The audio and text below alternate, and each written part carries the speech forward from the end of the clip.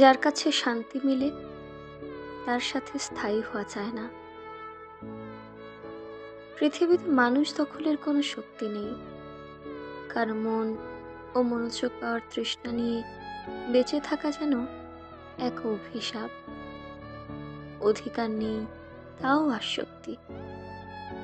নামহীন একটা অস্পর্শ মানসিক টান আমাদের মুক্তি দেয় না, আবার বন্দিও রাখে না।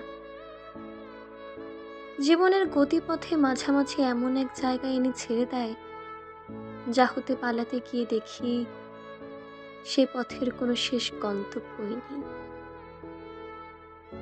60 বছর গড়ায়ওর এই জীবনে সব থেকে বড় পরাজয় তো এই, যাকে সবচেয়ে বেশি নিজের করে চেয়েছি তাকে কখনোই নিজের করে পাওয়া হবে না।